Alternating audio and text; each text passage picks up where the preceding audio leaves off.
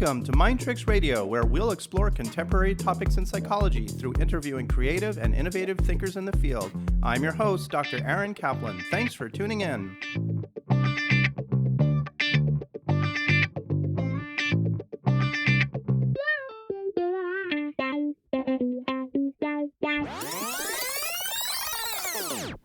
We're here today with Tricia Burke, licensed clinical social worker who's in private practice in Washington. Really psyched to have you here today, Tricia. Thanks for coming in. Thank you. So excited too. And I know you're here on vacation, and I don't know how cold it is in Washington right now, but thank you for coming in from the warm, sunny weather outside into my air-conditioned office and speaking with me. I really appreciate it.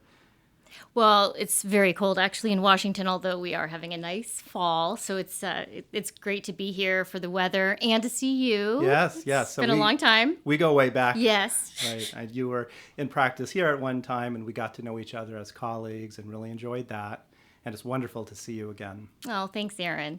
So, Tricia, you're here today to speak with us about this topic of highly sensitive people and empaths. There's a lot to say about this. I'm really interested and excited to hear what you have to say. And I think to begin with, though, I'd like to hear a bit about your background and what made you interested in this topic. So let's just start there. Tell us a little bit about what you're up to in your professional career, your personal life that brought you to this. And let's go from there. Well, I discovered this mid-career. It was actually after I moved from Chicago to Hawaii in 2007, and a series of events started to happen that really opened my eyes to having these gifts my entire life, but they manifested in anxiety and depression and all sorts of things. And so I started to try to make sense of what this was. And at that time, all I had at least exposed to me was The Highly Sensitive Person by Dr. Elaine Aron. So these gifts were revealed to me mid-practice, I would say. And so as a result, then I started to use the tools and learn more about this. And then it led me to discovering Dr. Judith Orloff's work as an empath. And that's where things really took off. And then the next thing you know, empaths and highly sensitive people were showing up as most of my clients. I see. So were they drawn to you, or were you drawn to them? Well, that's always the mystery question. Right. I think life is a mirror, right? So in the early days, my practice was about relationships. I wanted to understand why we do what we do in relationships, how to have healthy relationships. And so I marketed myself more at that point in regards to that. But even before I even mentioned being an empath or a highly sensitive person, by just being so immersed in the world, it seemed to just naturally attract highly sensitive people and empaths. And I started to realize that there was a trend, and I referenced the tests that Dr. Elaine Aron and Dr. Judith Orloff have on their sites. And then I started to see that a large portion of my clients that were coming in the later days, as I was nurturing my own gifts, were empaths or highly sensitive people. So it's interesting. You've referred to your traits, I suppose, as a highly sensitive person and empath as gifts. And I like that, but I'm curious to hear a little bit more. What makes them gifts for you? Well, so for me, I realized that I've been highly intuitive all my life and had psychic gifts. So I would get premonitions. I would, have dreams that would happen the following day. I would feel other people's feelings. I would feel their physical symptoms at times. And so I actually have learned, because of Dr. Judith Orloff's work, to really claim them as gifts, because really before I had that awareness, they would really be detrimental. I mean, that they would be very hard. You had mentioned that you had experienced some depression, some anxiety. It sounds like at some point in your life, because of being an empath, being a highly sensitive person, there can be some impacts on you that could be difficult, I suppose. Yes. I've had a history of really severe anxiety disorders, and you've been witness to that and have been very helpful. Very endearing from my point of view. Thank you. But at those worst junctures, they were very debilitating, as any anxiety disorder is. And so looking back, I do believe my anxiety disorders, the bouts of them that would come about, that they would be related, now hindsight looking back, to me either being in a relationship or something that I was just feeling too overwhelmed with. But I couldn't make sense of it. But it was the way for my body and my mind to try to purge everything that was either holding me down, or I just, in times when I was highly functioning, I think that I would get exposed to something, get overstimulated, and then the anxiety would hit. And so that's where now I can ask myself, is this my anxiety or is this someone else's? I see. So we will explore that more during our interview here today, because it sounds like people who are highly sensitive people can see their personality as a gift, that it helps them become more empathetic and understanding of other people and kind of channel that in a way that's helpful, but also can be difficult for them to live with. And we'll explore that a lot more. In your particular work as a therapist, how has that been helpful for you with your patients? Well, the biggest bonus as a therapist with this is when I'm sitting with a patient and they're not accessing their feelings, or they're numbing out, or they're, say, laughing, and all of a sudden I'm feeling an overwhelming sadness. That's a difficult emotion for me to feel, by the way. So when I feel that sadness, I check in with it. And time again, I will say to my client, I see that you're laughing, but I'm wondering if there's sadness. And as I say that, I picture the sadness leaving my body and really lovingly and compassionately giving it back to my client. And the next thing you know, consistently, they start bawling, because underneath that is sadness. Now, we all know in therapy, when we see the laughter, you could go into your head and say, okay, this is incongruent with how you probably should be feeling.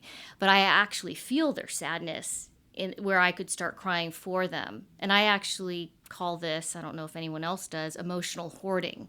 We probably all do that for people, like in a codependent way, but if I start to feel their sadness, then I take away their processing. So that's where, as a therapist, really being in tune with what's mine and what's not, and giving that back to a client. Sure. When I was in training, I recall referring to these kinds of things as transference and countertransference, but I think you're taking it to a whole other level of empathy and understanding here that goes way beyond the old psychodynamic definitions of those things. Absolutely. I actually can be very clear, because I'm, as much as I can be in this area here, I traditionally was taught in a very Western model. And that to me was always very restricting and very shaming. And so I do know there is a qualitative difference between the countertransference or the transference. I mean, it really, there's no doubt that I have to be mindful of that. This actually is, like you said, a whole new level where, and I'll give you an example. So I check myself at a baseline. So I'm getting ready for work. I'm on my way to the office, and I feel this surge of anxiety. And sometimes I forget, say if it's a new client coming in, or even not a new client, but I get into the office and I'm having this anxiety, and I check in with myself. And when my client sits down and, checking in with them, I will ask them, how do you feel coming in? Or how are you feeling coming in? Whether it's a new client. This typically happens with new clients. And of course, they're going to say most of the time, oh, God, I'm so anxious. And as soon as they tell me that, I can give them back their anxiety. Because usually I'm not anxious when a new client comes in. I mean, there's times in my early career I'm more excited, I think. So it's like you put a pin in a balloon and take away that anxiety. And then you've also done that for the client of like, oh, gosh, absolutely. Entering therapy for the first time and telling your secrets to a stranger is absolutely anxiety producing. And then that clears the room. Sure. Terrifying for many people. Yes. So you are keying into that very clearly for people and helping them label, understand their emotions, and then reflecting it. Absolutely. Yeah. So, Tricia, before we move any further in this, I kind of feel like there's a lot of terms here that, to be honest, like I'm just learning about some of these myself for the first time. This whole concept of highly sensitive people and empaths is something I've heard about, but the terms are still a little confusing to me. And I think maybe if we could just talk about some of them a little more specifically, that would help for the conversation, if that's okay. Absolutely. So, first of all, when it comes to highly sensitive person, how would you define a highly sensitive person? What exactly does a highly sensitive person look like? Well, and I always refer back to Dr. Elaine Aron's site, which is hsperson.com, and there's a test that you can take. And that was the first thing I did when I started to really recognize there's something more going on here. And that's where you really can assess your sensitivity level in that quiz. So I think there's 22 questions, and I think I have 21 out of 22. And with the highly sensitive person, it will be the sensitivity level it's very extreme than just being, sensitive, So I think the criteria is that they're very passionate, they're very in tune with others.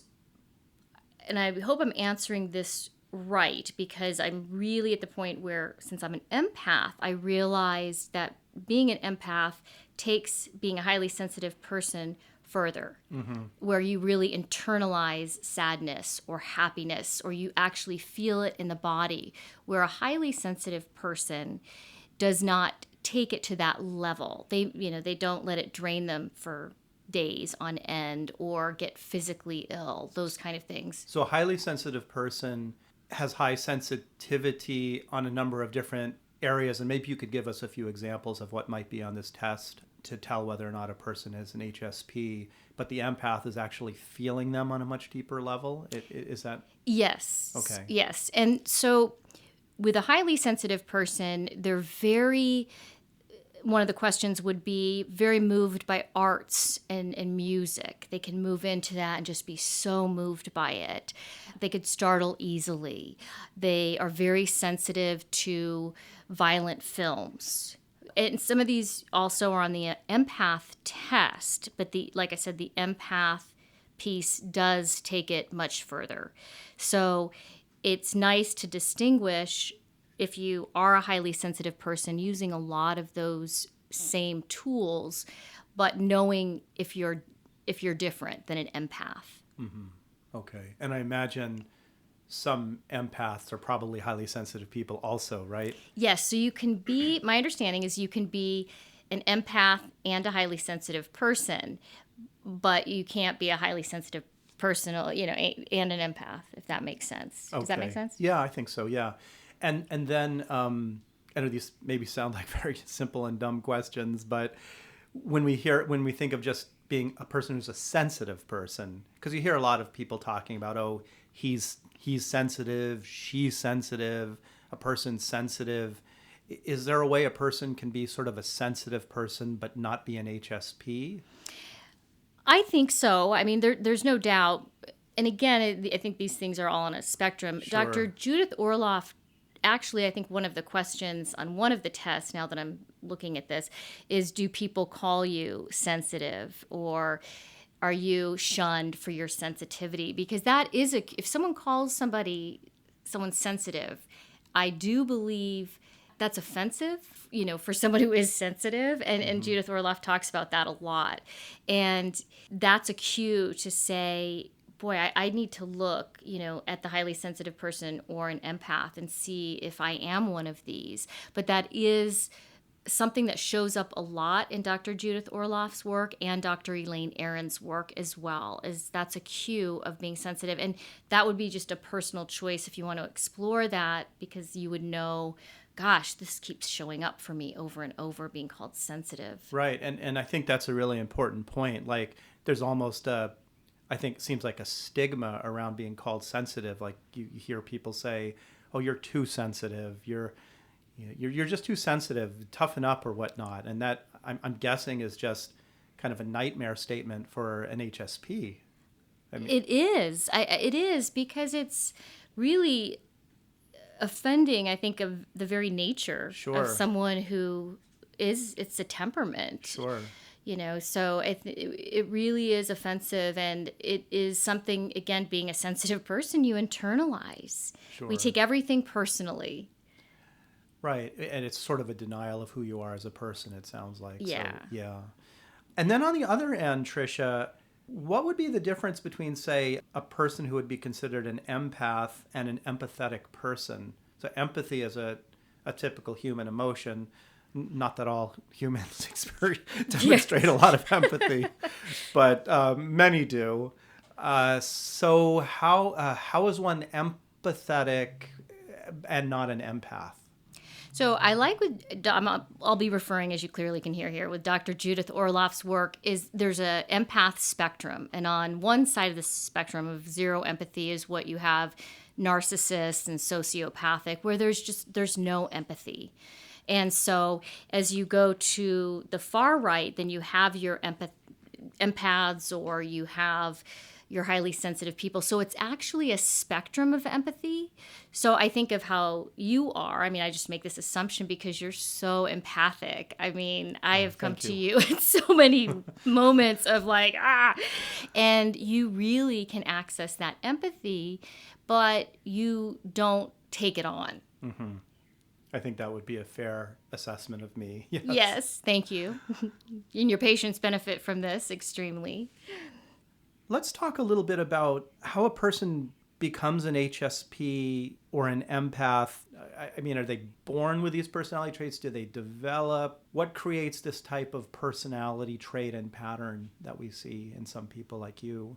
So according to both of these top people, and one highly sensitive person being Dr. Elaine Aron and Dr. Judith Orloff, who's a psychiatrist and an empath and is doing the majority of this work, they both say several things. So either you're born with this and it's a temperament.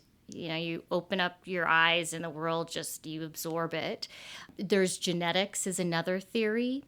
There's childhood trauma and abuse. So if you grow up in an abusive household or with an alcoholic parent, that the defenses that a child would normally have become so thinned out. I don't know if that's the word, but they become really annihilated if you think about it. So if you're in a supportive household, and granted there's, that's on a spectrum too, but if you have parents that really can nurture the sensitivity and really be in tune with the child's sensitivity, then those layers don't get they can actually be built and nurtured.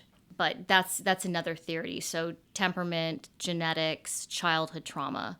You hear the classic stories of, I've had many patients who have had parents and families of origin where they were constantly on guard and cautious because of the behavior of their parents, say an alcoholic father or mother who would come home, and who knows what their mood might be like if they were drinking or if they weren't drinking. Mm-hmm. And so there was a great need for them to anticipate what the mood and behavior of their family might be.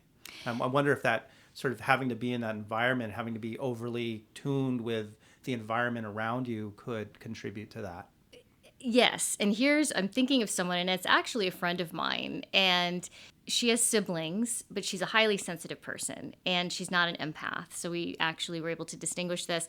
And her siblings were not affected by some of the things that happened growing up.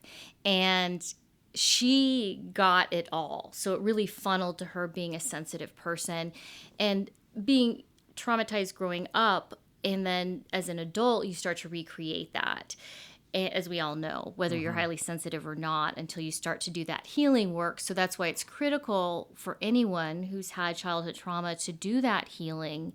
And then they can also work on daily healing as well, because Dr. Orloff always says we're chronically being traumatized as empaths. I mean, we will pick up, if we're not doing really good self-care, we're picking up on so many things. So we're in this chronic state of trauma until we really can utilize good self-care skills. That's an ongoing basis. Sure. I wonder if that sort of sounds to me a little bit like I don't know, somebody with PTSD who's constantly being triggered by reminders and just having a hard time coping and dealing with them. So I'm supposing with an empath being in situations and relating to people where there are triggers that are traumatizing because they activate the emotions in a way that's hard to handle. Yes. So for me, worked a lot on my own childhood trauma. So once, a big part of that is healed, then at least that's not being activated along with the current trauma. So it's not this accumulative effect. And I think that's where chronic illness can come in, severe anxiety disorders can come in, all of those things. And again, you could say this without an empath or a highly sensitive person, but we're talking about someone who's really more prone to that chronic re-traumatization. I imagine like just a class as therapists, we're constantly working with people to understand how their childhood and their background is triggering and infecting them and trying to separate out early experiences with what's going on currently. That's more difficult for somebody who's a highly sensitive person or an empath. It is. And maybe this is a place that I can mention. One of the things for empaths, they're targets for narcissists, Yeah. chronic talkers, drama queens, because we're so sensitive and we want to save the world. Sure. It's, oh my gosh, we could just, feel this pain. And so I see a lot of people involved with these narcissists and then the re-traumatization that happens with that. So it's sifting out all sorts of things as you create an awareness, as the patient is able to create awareness. So if a therapist can either rule out or rule in whether that person is a highly sensitive person or an empath, at least they can work with that piece. That's an additional piece to work with. And it can beef up, I think, the self-care that's really required. It almost makes it mandatory. It becomes, okay, I need to use this anyway, so let's use it with it's challenging when you're dealing with those difficult personalities, but just the awareness alone really can be healing in itself. Well, that segues perfectly into the next section that I wanted to talk about with you, which has to do with how HSPs and empaths function in the world. And I have several different areas here that are interesting to discuss. And the first one was relationships, and you started talking about that. What you said made perfect sense, that you have somebody who's a giver and somebody who's a taker, that's sort of a match made in heaven for one and a match made in hell for the Yes. other. And so I think that's what you were getting at with that a little bit. With an HSP empath, who makes a good partner for them? That's a great question. Someone who really has done some work or has a very grounded temperament, who can really honor the needs of their partner.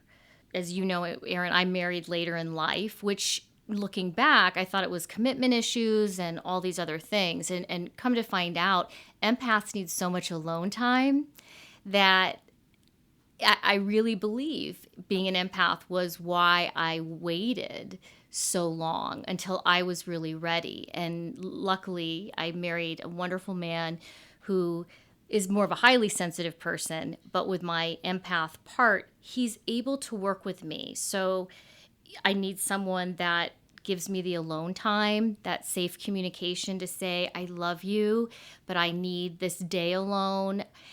Dr. Orloff suggests sleeping in separate beds, sometimes having different places. Mm-hmm. I mean, that's more of an extreme, but some people have to do that. And I know many empaths that do. I don't, but there's moments where I will need to sleep in a different bedroom for whatever reasons, just for self-care purposes, not because I'm in an argument with my husband. Right. So it sounds like first and foremost having a partner who understands all of those things. That's absolutely necessary. If you don't, it would be a constant battle and cause more suffering. Sure. And I thought it was interesting what you said about getting married later in life and thinking, oh, do I have commitment issues or whatnot? But it sounds to me like it was important for you. It was like self-care. Like, I better not get into a relationship too soon until I figured out what exactly it is I need in order to be safe and have a partner who is compatible with that. Hindsight, I can say that. I think intuitively the relationships that I was in, and again, I was playing out my own stuff clearly, so I don't dismiss, I will take ownership for those relationships. But looking back, because I am highly, highly intuitive, I knew that those people were not going to work out on some level, I think at some point during the relationship. And so that for me was good information as I look back on it. And let me guess, you didn't want to leave them because you didn't want to hurt their feelings? Exactly. Or it was just unhealthy. It was feeding that caretaker part, right. and I have abandonment stuff too. So, it was probably loaded, but you're right. I mean, it was the caretaker part, that, I do want to save the world. Empaths do want to save the world, which we can't, by the way. And that's always a nice reminder to hear Dr. Judith Orloff say this. So. Sure. So that's romantic relationships, and that makes a lot of sense. How about friendships and other people out there in the world that an empath or an HSP may have, friends, coworkers? What works and what doesn't work in terms of those kinds of relationships? Those are great questions because they truly will impact someone's life. So for me to go to concerts or to crowded places, too much overstimulation really shuts an empath or a highly sensitive person down. So if you have a friend or your coworkers want to go out for happy hour, you have to really know, can I say no, which you can, or can you leave early? Setting yourself up so your boundaries are really strong. So, I've had great friends that they like to go out a lot, and it's exhausting for me and for other people who get energy from going out to dinner and where there's a lot of loud noises. I'm a one-to-one person. That's where I feel most comfortable and in more quiet environments. So I think that empaths and highly sensitive people choosing friends that really have an understanding of environments that will just drain us, and we won't be having a good time anyway, or the next day we'll be paying for it. Right. So Tricia, one thing I wanted to ask you about is this concept of introversion, extroversion. There's the continuum of introverted people and extroverted people.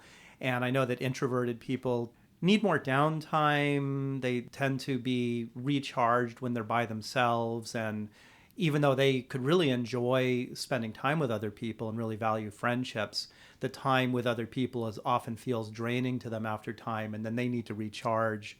Whereas extroverted people tend to get their charges from being around other people. And I'm just wondering how this might relate to the whole HSP empath continuum, if you see some connections and parallels there, and how that fits in.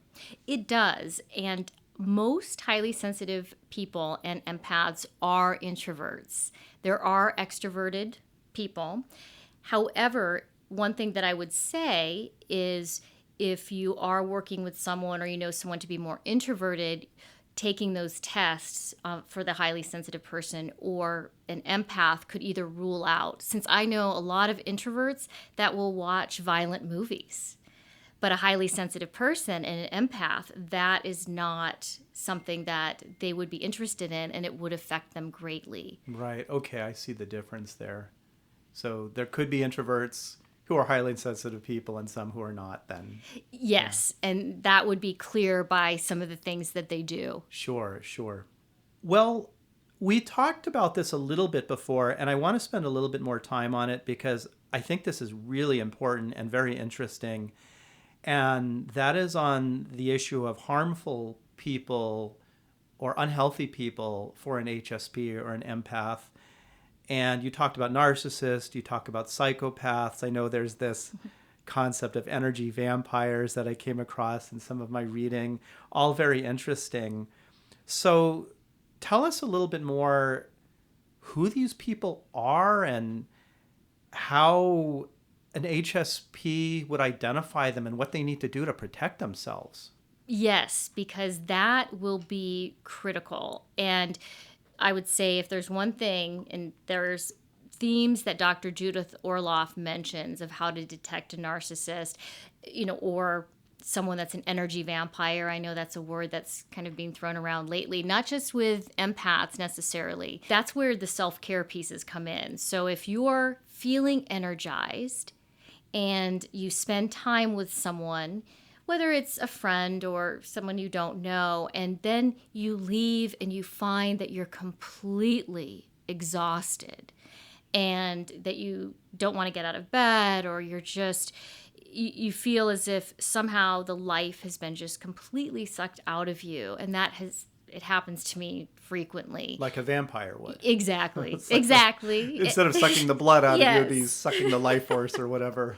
Exactly. And so that's where always knowing where your baseline is, checking in with yourself. And there's not going to be a perfect scenario. Sure. But I definitely set out during the day, setting intentions or meditation is critical to really get myself as centered as possible. And that way, if I start to notice either my energy being drained or that it's all consuming or it doesn't feel good, that I can step away, I can excuse myself, I can do extreme self-care, which I need to do after being with an energy vampire. And this is something that I had actually heard on one of Dr. Orloff's interviews. Someone admitted to being an energy vampire themselves.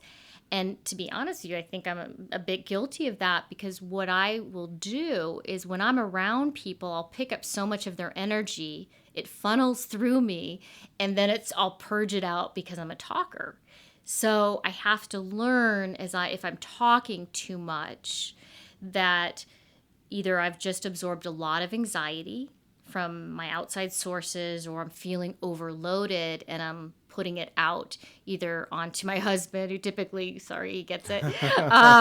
And that's been great because he really holds space, and then I can hear myself, and then I just check back in and see what I need to do for self-care.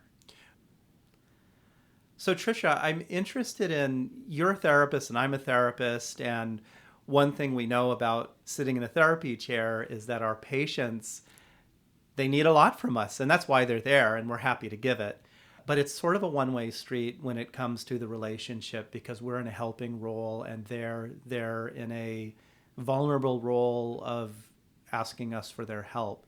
So you, as an empath and a highly sensitive person, how do you manage the relationship there with your therapy patients so that you're okay? That's a great question, because it actually is a very hard place to navigate, at least historically for me. And I had to learn the hard way. I've been really blessed by great patients, wonderful people. I do a pretty, not extensive, but I like to talk to my patients before I bring them into my office, and just to make sure that it's a fit, that I can, that it's a connection. So what I have learned is how many people I need to see a day and per week, and how I need to have gaps in between my patients.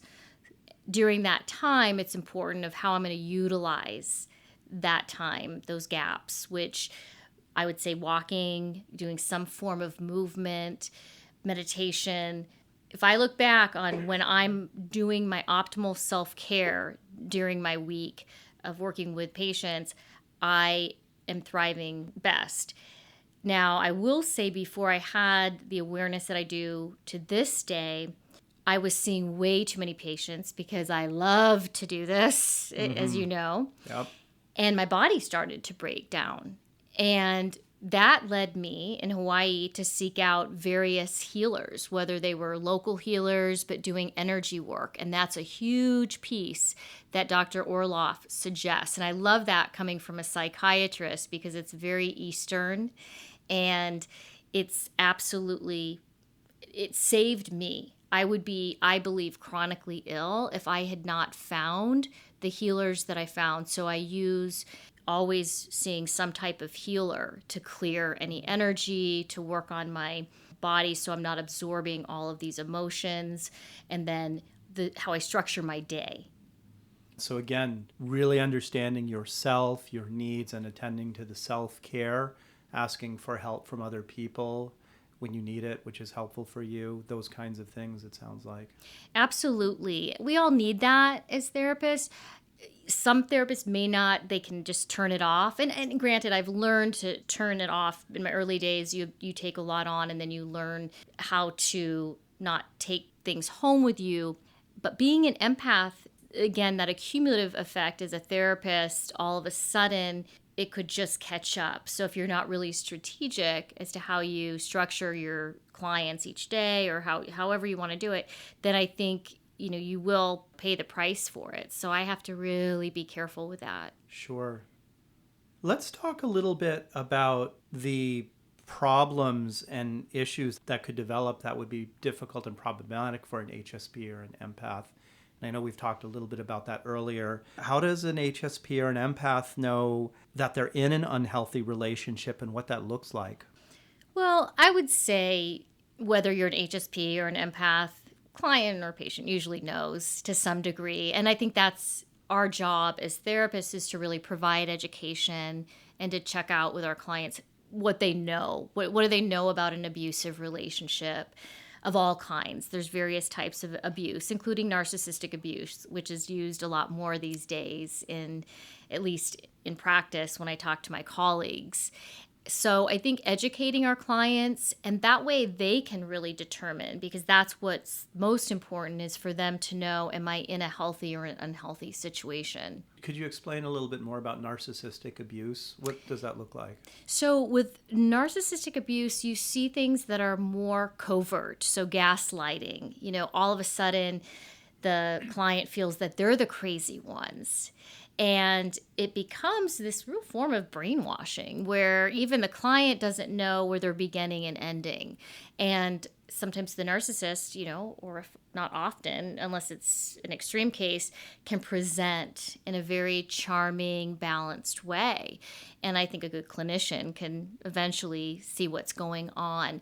But narcissistic abuse has different features that aren't your typical verbal abusiveness, even though that certainly can be in there for sure. So it's looking at all of these different types of abuse, and if the therapist is picking up on a certain situation might be happening, it's to inquire more about that so that you're doing education. Does it meet criteria for that? That makes sense. Makes sense. Are there any other specific examples of relationship dynamics with an HSP or an empath that you would be on the lookout for that would be unhealthy? Codependency. So codependency would be a big one, because that need to take care of.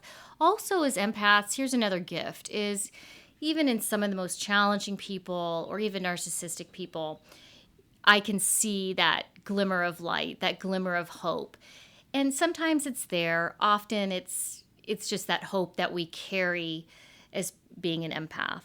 So I think that someone who is an HSP or an empath being really in tune with, is this just hoping? Am I just looking at this with, rose-colored glasses? Or what is the reality of this?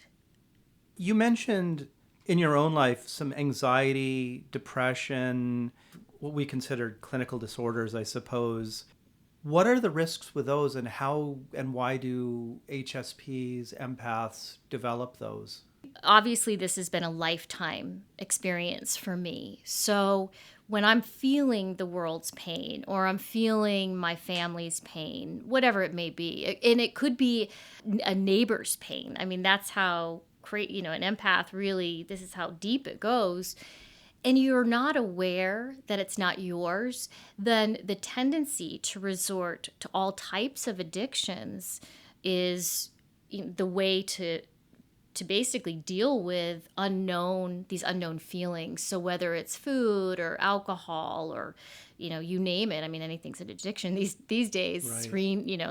Screens is an addiction. So I think looking at, if you're working with an empath and you're seeing that there's some addiction going on, is addressing that, because you want to implement other skills or tools so that they don't have to resort to that.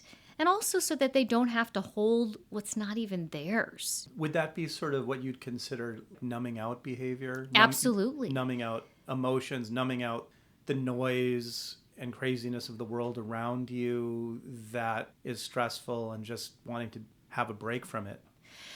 Yes. I mean, we're in a culture of numbing out. Dr. Brene Brown talks about this. Right. I mean, this is kind of the whole thing of our culture.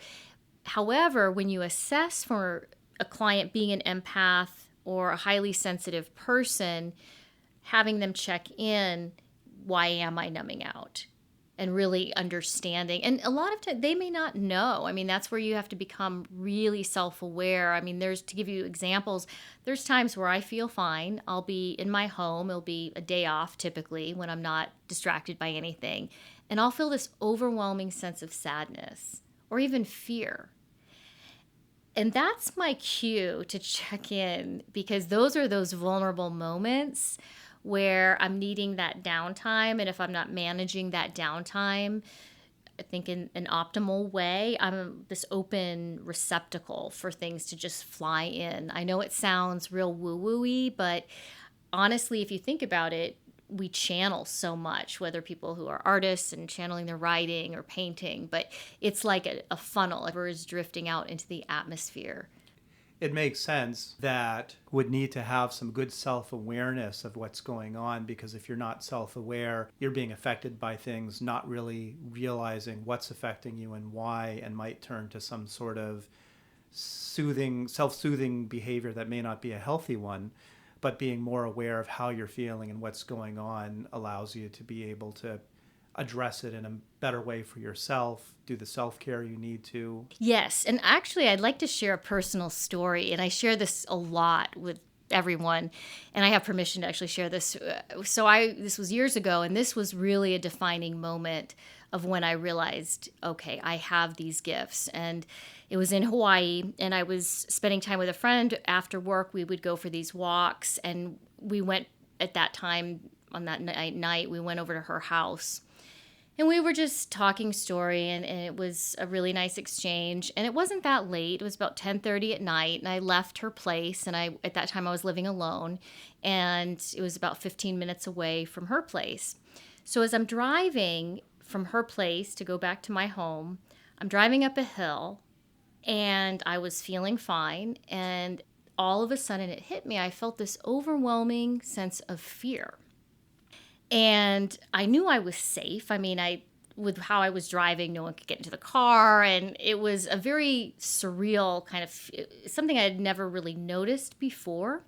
And I couldn't make heads or tails of it, but I happened to be doing a lot of writing at that time. So I'm getting closer to where I lived at the time. I get inside, the fear's kicking in really, really strong. So what I did that night is I wrote extensively. So then the fear made me think that someone was outside trying to get in to my apartment. And I even wrote that in my journal of, gosh, my heart's beating fast. I feel like maybe someone's outside. I was living in a place that had all these windows. And so it was rough. It was really rough because I could not make sense of it. And I hadn't distracted myself because I was so fully into my writing. And I was, at that time, exercising and I think living healthfully. So there was no distractions. And I remember thinking, okay, well, I'll just put all the safety mechanisms in place, kept my windows shut, which, at that time was a little bit cooler in Hawaii, but that warms it up a bit. And I actually kept my fan off. And at 7:00 the next morning, my friend called and she said, "You'll never believe what happened." And she said, "After you left my place, I had this overwhelming sense of fear that someone was outside of my apartment." And unfortunately, there was. And this, Wow. yeah, and talk about, people get chills when they hear this story. And so someone got onto her lanai. And how that happened, we still don't know to this day. And it was such an exercise, I think, for each of us. I mean, it was this really powerful moment. And she had her own lessons that she, obviously I won't share about that, but that she took away. But I immediately drove over and I handed her my journal. And she said, "Everything you wrote was what I experienced." Wow. I know. And we looked at each other and I said, how long have I been living in fear over other people's experiences? Right. And I wouldn't consider her an empath, but highly intuitive, very sensitive. And that moment, that day, I think we decided to really let fear take a back seat because it wasn't our stuff. It's almost this defining moment of she was fine. She handled it very well and she was safe, luckily. And I was fine too. It wasn't mine. But that was a very powerful story and experience to really tell me, okay, this is what you have the ability to do, and it needs to stop. Otherwise, you're going to live in a chronic state of anxiety and a chronic state of fear. That's an amazing story. And so I'm wondering if you were working with a patient, an HSP, who had this same kind of anxieties, fears, and you were helping that person learn how to manage and deal with them in a healthy way. You're talking about having the fear take a back seat and not letting it control you, I suppose. How does one do that? Well, obviously, I do tell that story a lot if I feel it will be helpful, and that really brings this concept home, especially if I am working with an empath or a highly sensitive person. So we can use that as a story to have them check in. Is this fear yours? Is this fear not? And really work with that. And then maybe we can, explore some stories that they have where they picked up on something and nothing happened. But it would be explaining how much we do absorb to the point of a whole entire evening. Sure. It's really providing that education of this is how deep this goes. This is how far it goes with an empath. And where do you want to draw these lines? And what would be the coping tools? So that story was just a defining moment. And really, I'm not sure if I knew of empath at that time, maybe more so from other sources, not necessarily Dr. Judith Orloff's work. But I started to see, oh, wow, I have a lot of these abilities and I need to learn how to manage them. Yeah. You know what that reminds me of is in your particular case, it was this experience you had in understanding yourself and internalizing fears and anxieties. But I think for a lot of people, like therapy can often be sort of a linear path in many ways where people learn and gain insights and improve linearly over time. And then every now and then there's sort of like an aha moment where there's just a quantum leap where just something just clicks and makes sense and is so helpful for that person to push themselves further. They just make that leap in understanding and insight for themselves. And it sounds like that's kind of what happened to you in that moment. Exactly. And I love when clients do that. Me too. That's it. That's like why I live for that. I mean, that's the aha moment of like, oh my gosh, it's so exciting to see that. I mean, it is why we do what we do. Right. Yeah. And I think also just to plug our field a little bit for those seeking therapy or in therapy, sometimes these gains that people make are nonlinear, that you have to stick it out for a while and it can be hard and you're slugging through it. And then it all just sort of clicks at some point and people just make that leap. Yes, I know. It's so hard because I've been in therapy all my life. I mean, to be honest with you, at various points. And I think that not even having this information or not having someone like Dr. Judith Orloff, who's a psychiatrist and an empath, and she's also a professor at UCLA. I mean, someone with that type of credentials that could bring that scientific piece and yet be empathic or be an empath herself and bring all of this education and continue to build on, the education. She's constantly doing interviews, which I would always suggest to watch. Just that always helps. Those are reminders of, oh yeah, I need to look out for this, or Sure. I need to use this. Here's an idea. Now, she's been doing this for a long time, so she has that advantage. That was one thing that, as I was looking into her work, she's really good at what she does. But for people just discovering this, it is something where it's definitely a practice, a daily practice for life. It will be. God, as I say that, I mean, that's like, but every day, there's opportunities to learn with that, and also Dr. Orloff emphasizes seeing it as a gift makes it exciting. It makes it so people love these gifts. You know, they know that I have this and they know I have the intuition, and it's something that, is just such a part of me. Yeah, and I'm sure that with your patients, it is a gift because it's something that helps you really be able to connect with them in a way that they may not have had that experience with another person before. I do feel that. And I get great feedback. Sometimes I feel, and not to say you're not like this because I know you're great, I feel like the advantage it gives me is that I feel sometimes 10 steps ahead, having this information. So a lot of times, the feelings that I get or the access to information that I get, or just even that deep caring for my, patients it's very authentic. There's nothing superficial about it. I don't do this for the money. I really don't. Right. I do this because it really is my soul's work. Yeah. So, because it's a lot to take on, and I'm getting older and, I'm trying to balance things out. But I really know that to see my clients do the work that they do, and I'm sure, as you were just saying, those aha moments or these transformations, it puts me to shame. I'm like, wow, and that's fine. I want people to succeed. So it is really powerful doing this type of work, and then being an empath, I think even adds a whole other dimension to it. Yeah, absolutely. I have a question about the world around us. I was thinking about this when I was preparing to interview you today, and just as sort of like a greater picture, like the world can be kind of depressing. Ooh, yeah. I mean, there's a lot going on. Yes. I mean, like, think of any number of catastrophic things that could befall our planet. Just take your pick. There's so many of them, on a huge, like, annihilation of our population and species, down to just every time you turn on the news, somebody's being harmed, something bad is happening to somebody. There's just so much suffering and the pain in the world. There's just so much that happens all the time. I mean, it is hard for just about anybody to manage and cope with the world now the way it is. How do we deal with this stuff? And especially as an HSP, how do you deal with it? Yes. Oh, I have lots of great things to say about this. Well, first of all, empaths, I believe, are here to heal the planet.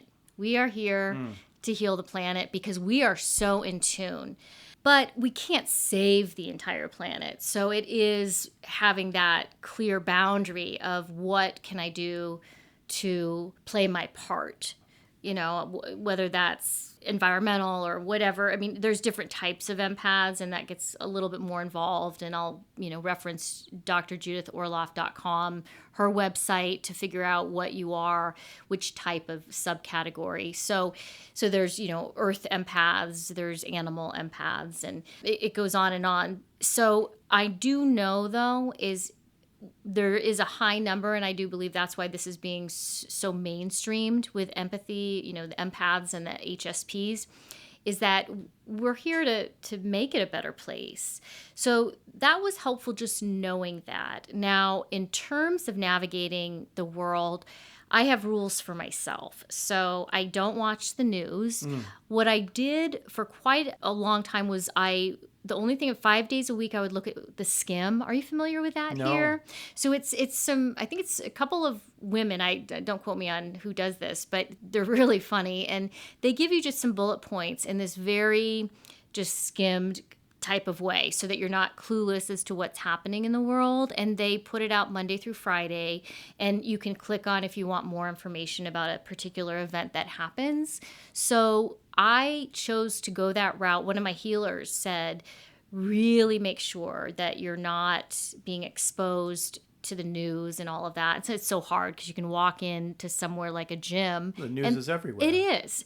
So I have a rule that I will look at the Skim, and the last few weeks, To be honest with you, I have not looked at the skim at all. In fact, I made a conscious effort, and it's really hard. I think I said to several people, my husband and a few of my friends, if something absolutely major happens and I need to know about it, do you mind just letting me know? Because I know it's not going to, I mean, it affects my husband too, and it does, it affects everyone. So how much news time you get. So for me, that's off limits because it does not serve me. I'm not going to be helping people be their best selves, or I'm not helping myself be my best self if I'm inundating myself with toxic information. Sure. I try to be really careful. For example, in Washington State, we just had to vote. Well, I guess we had to vote everywhere. But I remember, that would be something we're just looking into the several different sources that gave me the information that I needed to make those voting choices. It is tough. I would say creating really strong boundaries for anyone right now in our world, and also seeing this. We all say this, we kind of have this joke, my husband and I, the world's going to a hell in a handbasket. Sure, a lot of people feel that way. Well, absolutely. But my grandparents said that. I knew my great-grandparents as well. I'm sure we all said that in each generation. And, hopefully it's not true. However, what can we do to make this a better place every day? If that's just smiling to someone, if it's being kind, allowing someone who's in a hurry to get in front of the line. So it's those gestures of kindness and being just really compassionate that everyone right now is in a state of fear.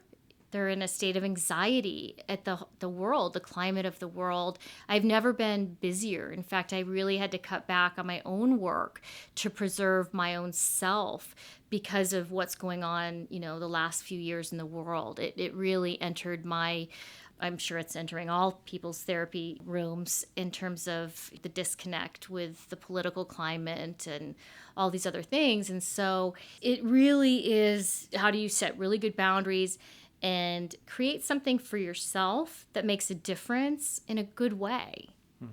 So again, self-care, not indulging in toxic information that's not going to help in any way. I love the idea about limiting or cutting out news because for the most part, overindulging in the news isn't going to help a person become more informed. It's just going to stress people out, right? Exactly. And what I say, it's always there. It always is there, but there's that addictive element. You're getting that stimulus. Right. And so there is a bit of a withdrawal, even I think to myself, oh, I should, So it is. I'm not saying that's difficult not to look at the news, but setting those strict boundaries about what you're going to expose yourself to be, healthy. Sure. Well, we're getting toward the end of the questions I had set up for you for this interview, and I really enjoyed hearing your responses. And I guess I just want to leave with a last question. If you have any final thoughts, insights, advice on this subject that we haven't covered today that you think would be really helpful or critical for people to know about this very interesting topic. Well, I would highly encourage people to check out the gurus on this, which is for highly sensitive person. It's Dr. Elaine Aron. Her husband is also doing brain research to really support a lot of this. So Dr. Elaine Aron's website is, again, hsperson.com. And also Dr. Judith Orloff, and it's easy, drjudithorloff.com. She has so much on her website. I mean, it's rich with so much information, and her books are great. She recently came out with Thriving as an Empath, and there's a journal that I think really I think it's meant to accompany it. They both go together. So Thriving as Empath, it has a daily, so you can just work with that day. And she has great stuff written for that day. And then you can use the journal. She has all this creative stuff, yet insightful things to use that you could carry in your purse. So those are her two latest books that I know she's promoting a lot. She didn't send me to promote this. I actually am promoting it because of my own, but if it weren't for her work, I would not be where I am today. I think I feel less shamed I feel like it's okay to share my gifts. It's funny because some people are like, "Oh, you're really open with your gifts," and I'm like, "Yep." I've just always been an open person anyway, but she gave me permission, to put this on mainstream because she's out there really working hard to promote this. And so using all of her tools, Dr. Judith Orloff's tools, Dr. Elaine Aron's tools. Dr. Elaine Aron, I know, has 2 documentaries. One is called Sensitive. And that's also great to share with your friends and family because it really shows what a person feels when they're highly sensitive. And in terms of an empath, maybe Judith would come out with a book or a movie, but all of her work, books and blog and website. So I would highly suggest those resources. And also because they do have the quiz. Mm-hmm. So that way you can distinguish, am I a highly sensitive person or am I an empath? And that way you know where you stand. So those would be 2 great resources for clinicians and the public to feel that this resonates, to really look into, to identify, oh yeah, that's me or that's not, or I kind of sit in the middle, but what's this all about? There might be some people that are really strongly, intuitive, and this might help manage some of those skills too. So those are 2 great resources. I also think seeking a therapist who's very open to this, because people can share things with me and I'm not going to think it's crazy. So what would somebody who was seeking therapy who thought they might be HSP or an empath, how would they seek out a therapist that they would think would be a good match for them? So I know I put on my Psychology Today, I added it. Maybe one day psychologytoday.com could add this onto their specialties, but you have a place where you can enter 2 additional or several additional specialties. So I did put highly sensitive person and I put empath so people can see that. However, when someone's seeking out therapy and they call the therapist, they can say, I am confident I am an empath, or I'm pretty sure I am, or I'm a highly sensitive person. Is that something you work with or are familiar with? And if they say, I have no idea, or I have no idea, but you know what? I'm very open-minded and I can work with you on that. Like you were very open to me sharing this with you. Mm-hmm. And you're just always really good at being open. So I want to say that. No, thank you. Yeah, no, thank you. I mean, you have been great. You've always been very good to me. So, someone who's not even specializing in this can really hold space. So it sounds to me like the person can just have a basic conversation with a therapist and get a sense from that person whether it feels comfortable or not. Exactly. So if you're an empath or you're very sensitive, you'll be very in tune if that therapist is responsive. Right. Yes. Yeah, it'll be just an empathetic connection right there on the phone, whether it's going to work or not. Yeah. That makes sense. Right. Well, thank you very much for coming on the show, Tricia. It's been great to have you here. Oh, thank you so much, Aaron. No, I'm so excited to share this. I am so passionate about it. Obviously, I've lived it, and it hasn't been clearly easy, but, the rewards have been huge. And so I'm excited to share and get this out so people know more about this. So I appreciate you being open to having me on and also sharing this topic. Yes, it's been wonderful. I'll be sure to share some links to the websites that you talked about, some of these materials with Dr. Orloff and Dr.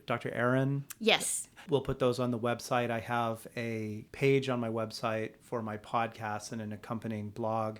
And so all of this materials and links, we'll make sure to put them on there so people can get directed to those materials to help them with this. Yay, perfect. Thank you. Yeah, thank you. Yes. So once again, wonderful time spent here with Tricia Burke, licensed clinical social worker who is enjoying her time here in Hawaii where she's lived before and coming here now from Washington State. Have a great rest of your time in Hawaii and safe travels back home when you're ready to go. Thank you, Aaron.